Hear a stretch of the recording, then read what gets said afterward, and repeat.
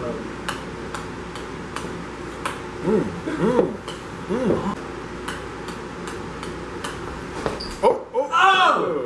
Didn't get it. I think in an open space you got it. I've never done it outside of this room, so maybe if we went outside. What's going on, everybody? It is Friday, April 29th. I'm here with Clark Taylor.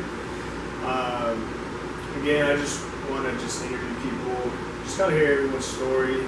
Life is good. It's a good day. Gotta get dinner with two of my oldest friends in Dallas. It's been I'd say it's a good day. Yeah. Oh yeah, for sure. But I mean, yeah. So I've known you since, was it 2015? Yeah, maybe 2014. Yeah. Did we meet at Frontier? Yeah, we met on the bus. We met because I flew to Denver and I met you guys up there. So yeah, it was like up in Colorado. Freshman year in high school. Their freshman year. It was my sophomore year. And so, man, shit, it's 2022 now. I mean, it's been like 8 years. Yeah, I think it's 8. I think it's been 8 years since we met. I mean, it's like maybe 9. I mean, I'm sure there's people that still hang out with the Young Life Leader, but I don't even see you as like not that's not your title, but it's it's more like a friendship now. It's like it's just like a bond, and that's my experience. Like that's how mentoring. It starts with like there's a mentor, and then like someone who's getting mentored, and as you grow closer, like over time, it becomes less of that and more like that's just how it always works out. You become more friends over the long haul. So it's like the first environment was Young Life, and it was like the church stuff, but then like once that's not the environment anymore, it's like you just kind of get to know each other through the level, like playing basketball, shit like that. But I mean, I think something I never really asked you was just more like about your upbringing or like where you're from, stuff like that. I mean, that's true. Yeah, it's crazy. So I guess we met through Young Life. I was your Young Life leader. And, high school, we're running around like chickens with their heads cut off and doing stupid stuff. And I never really like shared you like part of my story. So, I'm from Grapevine, Colleyville area. So I'm from the suburbs. Grew up out there. My dad was a doctor. My mom was a stay-at-home mom, and man, that's hard though. You gotta make sure y'all keep y'all fed. Right. I'll tell you what, man. Now that I'm older and like my friends are having kids, and I'm like seeing what raising a kid is like, I'm like, my mom is a legend. Like she put up with my crap, and that's her. My dad had it easy. He went to work and he was the boss, and everyone had to do what he said. Mom had to put up with me all day. As far as like your siblings go, like where do you rank amongst them? Like who's the oldest? So I'm the middle child. I'm like the classic middle child. My older sister, she's the princess, of course, and then my younger brother, he was like the baby. And he had a knack for, getting out of trouble and getting whatever he wanted. So I'm like stuck in the middle. I'm not the princess, but if there's trouble, Clark gets blamed. Connor's my youngest brother, so Connor's 3 years younger. So is Courtney. Then I'm exactly a year younger. So my sister and I have the same birthday, which is kind of crazy. So we actually kind of like twins almost. It's kind of cool because when you're that, you're like, when I was 1, she was 2. We didn't really know much different, right? So she's kind of a twin, but she's also the oldest. Then there's Connor, 3 years younger. So I'm the classic, middle child. So looking back, do you think like, because Little was the middle child, and come to find out, supposedly the middle child doesn't get loved. Is that even? Oh, it's true. We get kicked to the curb. No one cares about the middle child. It's her birthday. Yeah. July 19th is Courtney's birthday. No, it's not. Wait, hold on. There's something else. I think we forget something. No, it's Courtney's birthday. And then Connor was a mastermind. He was a genius. He was younger, but he could like if we're ever fighting or whatever. He would just, if we ever got to a point where like mom was in the room, he would just start crying. And then at that point, it didn't matter. I was wrong. He could have started it. He could have done. He could have. So you had to play mom. Yeah, and I'm like stubborn, right? I'm like trying to be the tough, older brother, so I'm not gonna cry. But he would just start crying, and all of a sudden Clark, like, no, mom, you don't understand. He threw me down the stairs. Like, nope, he's crying. You're not crying. So clearly You did this, and then Courtney. We didn't really fight or anything, but you know, she was a princess. Yeah, So yeah. No, but my parents love me. I do have the classic middle child syndrome, but they love me. I think. Yeah. I'm just kidding. I'm kidding. So like throughout like elementary, middle, and high school, like what was kind of like briefly what was like your sports, your grades, like your interests? Yeah, I was super competitive about school, and I don't know why. I just was like, to me, if like I got a B, it would have like been the end of the world. And that's like the dumbest thing ever. Did your parents put that in your head, or no? it's just how you felt I think honestly, I thought about that. I don't know. They didn't. My parents always said, my mom specifically said, anything worth doing is worth doing well. So she'd always say to us as kids, like, hey, if it's worth doing, do it well. It's worth doing well. And so like, there's always this culture in our house of like, you don't take shortcuts. So I think that probably played into it, but they never said, hey, you need to get good grades. Also, I think, you know, as a kid, you gravitate towards what you're good at. You know, I was like super insecure, as like every kid I'm sure is. And so I was good at school too. So it was like, this is an area where I can excel, and it felt good. You know, I get like 100 on a test. Like, felt good. You know, so I was, and my sister made straight A's, and I'm a very competitive person. And so I never told her this, but like I was competing with her. You know, I was like, Courtney got A's, I'm good. I have no choice. I have to get A's. I can't let Courtney beat me. So even though we weren't in the same grade, so school was pretty big for me. But then I always played basketball as a kid, and played it a little bit in high school. In high school, I got really involved in track. Yeah, I was a pole vaulter. So I was kind of two different personalities in high school. One was this like long-haired hippie, adrenaline. Dreads, right? I had dreadlocks. Yeah, if you can find a photo, you should show it. I had dreadlocks. They were like to my shoulders. So I had this like hippie surfer, adrenaline junkie. I pole vaulted, I wakeboarded, I snowboarded. So most people thought that I was a stoner. They thought that like, oh, Clark's this carefree. That was kind of that's like who people didn't know me. That's what they thought I was. But then the true side was like, Clark is this like neurotic, study, like workaholic. Like I studied, I worked, and I was very like tedious. I was like the furthest from like a stoner, you know, but I looked like one. So that was like me in high school. I had dual personality. But pole vault was my sport, and school was my thing. I was really involved in my youth church as well. So like my best friends were all from church. So like y'all's like Young Life crew was kind of like my like church crew. So okay. Like that was like my group of best friends.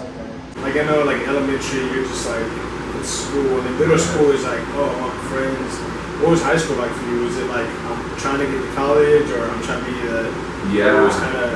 Great question. So my middle school is weird in that my middle school split. 8th grade, we go from 8th grade, we're in middle school. 9th grade, we go to high school.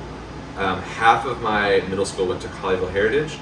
The other half went to Grapevine. So like, it's not a big deal looking back, but as an 8th grade, it's like kind of traumatic. You're like, all my friends are going to, you know, this. It's like this big fissure in the school, or just like, you just feel like it's the end of the world. And so you go, you know, there's like, I went to a 6A, what would have been a 6A high school at the time.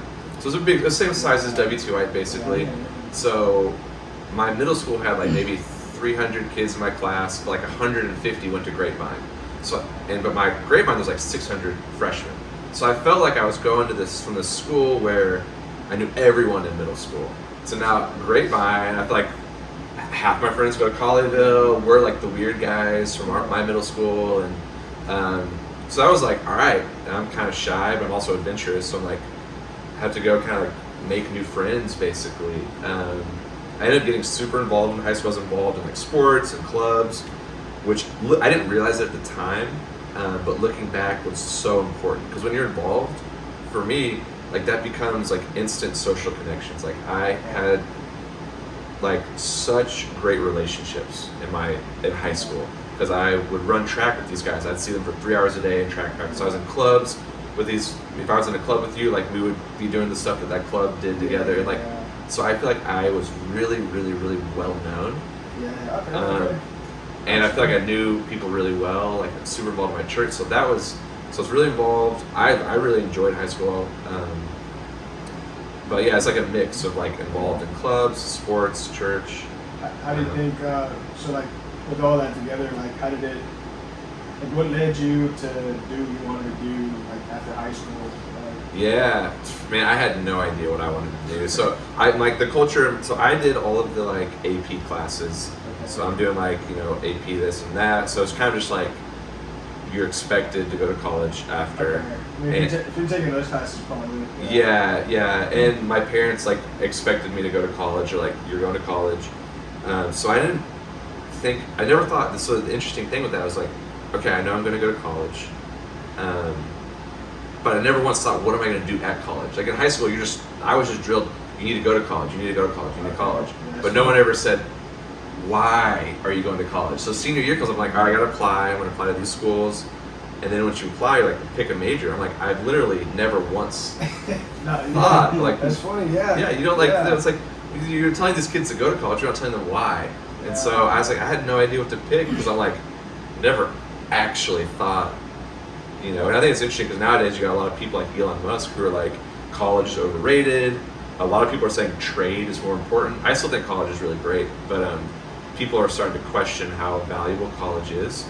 And I think just an interesting thing is no one ever, at least for me, maybe it's different now, no one ever says, why do you go to college? They just say, you should go to college. So I had no idea. When I applied, I was like, I love business. But I'm good at science, so that was my thought process. But I literally didn't think about it. I was just like, wasn't even something I thought about. Do you think the pursuit of higher education though is worth it though? I mean, like. I think it depends, but yeah. I would say ultimately, you're trying to increase your level of knowledge as a whole. I mean. Totally. As an adult, we learn differently, so. Yeah. And I mean. That's important moving on forward. If you're going to be a professional, in some way you have to operate at that level. I think continual pursuit of like personal growth is crucial. And I think college is one of the best ways to grow personally. If you look at my career now, I'm a software developer.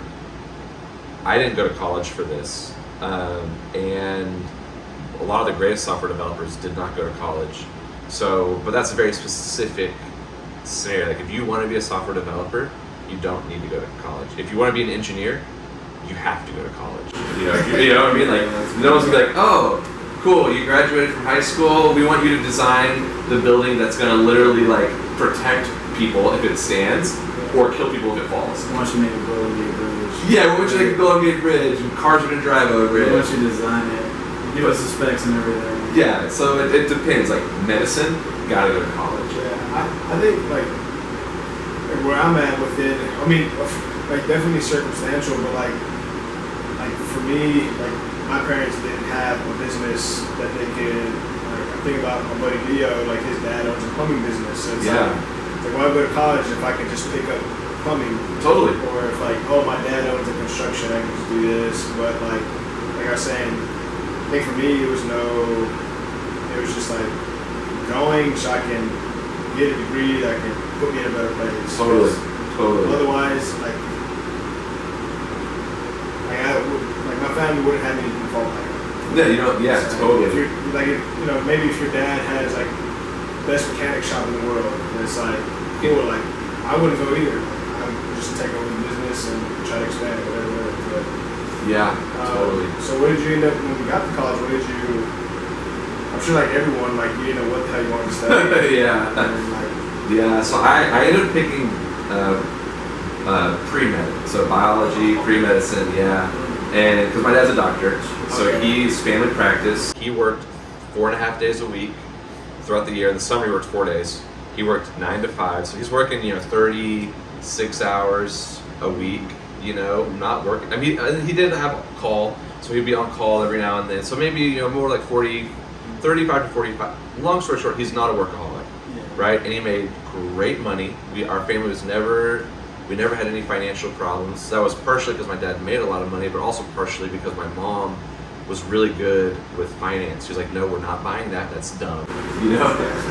That's just like that's the just inner value of women. They're just so virtually do all that stuff. Yeah, some girls though are bougie, right? And they want to have the latest, you know. Yeah, maybe like It depends on the girl, but you're right. There is a little bit of like maybe more of like we gotta nurture, protect, so financially we never had stress. Like, 'cause I had friends who like were stressed about money. I'm like, that's just not part of my family. Like, my family doesn't worry about money. Yeah. Because we took care of our money, and my dad had a good job. So I'm like, my dad is there, like, all the time. Like, when I get home from school, he's home within an hour or two. You know, and as a little kid, you like love your dad, right? Like, you just want him to be around. I'm like, I couldn't imagine, you know, having a dad. Like, and it's fine because like some people have no choice, but like if your dad was gone 24/7, like that's a big difference. And so I looked at my dad. I was like, well, he was always around. He was my, you know, if I did Little League, he was my Little League coach. He was my Sunday school teacher at church.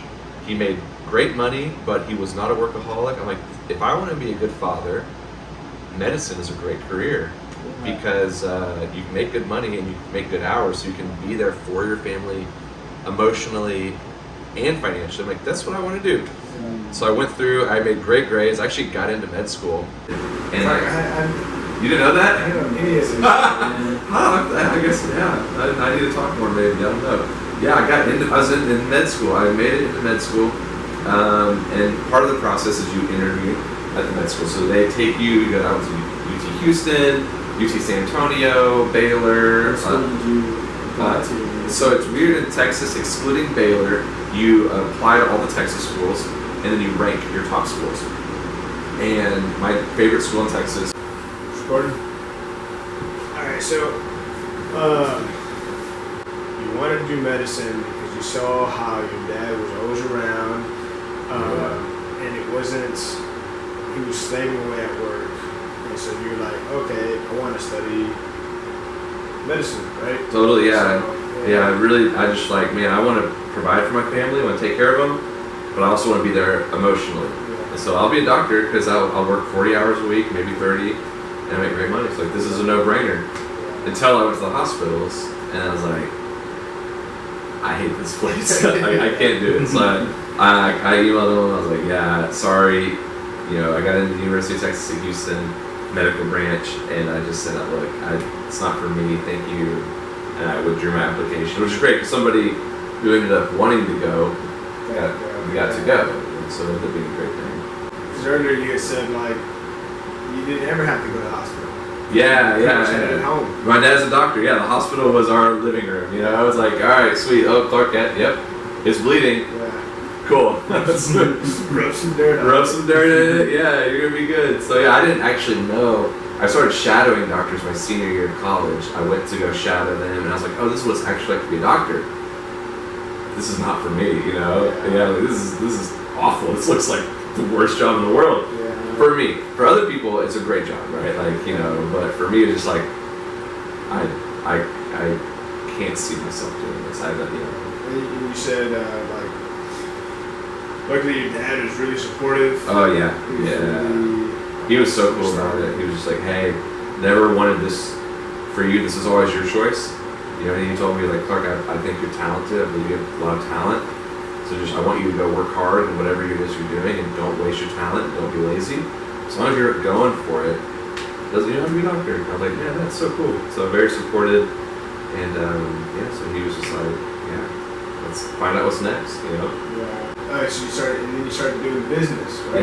Yeah. Business. Some great friends who helped connect the dots for me. Like, hey, Clark, if you want to do business, you know, this is what you need to do. They kind of mentored me. I ended up getting a cool internship at the Capitol. So, like, UT Austin is in Austin, the Capitol's in Austin. The Capitol had this committee. They needed interns. Like, they recruit a lot of UT students. And I was able to get it because it was an unpaid internship. So it was like, yeah, it was like, you're free labor. So I was like, this is sweet. So I got to work. I had a badge. I could get into the Capitol. I could go into like the areas where only the employees were allowed to go. And it's actually kind of cool. Yeah, that building is awesome. So did you meet the governor? No, but I did get to go up into some of the like actual like congressman's office. I mean, it's like Hogwarts in there. It's like, you know, mahogany wood. Like, it's like, this place is wild. But no, I guess it would have been Rick Perry at the time. I'm trying to think. Yeah, never saw him. Rick Perry, then it was Greg Abbott. Okay, so yeah, I don't think it was Greg Abbott at that time. So yeah. No. So your manager's pretty cool too, right? Oh. He was the Hispanic Michael Scott. Here's a quick story. This is great. So we had a really stressful day. We're talking about a deadline at the meeting. We're not ready for it. So we were up like super late. Now, great, we're busting our tails trying to get this report out, and we finally are able to get it out. And like we go home, and like man, that was exhausting. It was stressful. It was just a mad rush. We got it done. Next day I go in. I get back. A lot of other stuff to work on. So I get back to work, and he's like, "Hey Clark, come into my office." I'm like, "Cool, what's up?" He's like, "Do you like planes?" And like he's looking at like Cessnas and all these like private jets and stuff. I'm like, "Oh no, I think they're cool. Are you gonna buy one?" He's like, "Oh no, I just think they're cool." Like, I'm gonna go back to work now. Come in, he's like, "Hey Clark, what do you think about beach houses?" And he's like looking at beach houses. Like an hour later, I'm like, "I think they're great, man. What do you know, Jose? What do you think about houses?" Like, he's like, "I think they're gonna make. Are you gonna buy one?" He's like, "No, I'm just joking." He's like 3 or 4 times the rest of the day. I'm like, "Jose, not like 4x4s are really cool. Yeah, like the whole day he just looked it up. He didn't do it. I don't think he did anything. So, anyways, but yeah, we're that's what your tax-paying payers dollars are gonna go support.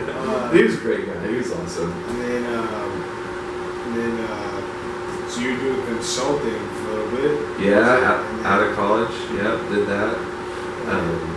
You pretty much got into a career that you've been trying to avoid the whole time. Yeah, I'd become a workaholic, you know. It was an incredible learning experience, and I would never take it away. I worked my tail off for about 2 years, learned. It was the foundations of like everything I know about business. I learned in consulting. I learned so much in that time period. Had great mentors and surrounded by amazingly talented people. But I also saw the lifestyle. And I knew this is not something, like I could do this for 2 years, but I personally don't want, and I don't even know that I was capable of doing this for like a full career. So I pretty quickly realized like this is going to be a learning experience, and then we need to go find something else. So I went from that to Young Life, which was like opposite, into the spectrum. Went from like corporate, you know, working crazy, making crazy money for that age, to like nonprofit, hanging out with high schoolers. So it started like it was at a church. You went to you met Robby there, right? Yeah, I actually met Robby through friends of friends. We didn't meet. We went to the same church, but we didn't actually meet at church. We met through friends of friends, and we hit it off. We became really good friends. We started hanging out all the time. He kind of tricked me into becoming a Young Life volunteer. He's like, "You interested in this?" I'm like, "Oh, maybe." And then he texted me. He was like, "Dude, I'm so pumped you're coming to camp."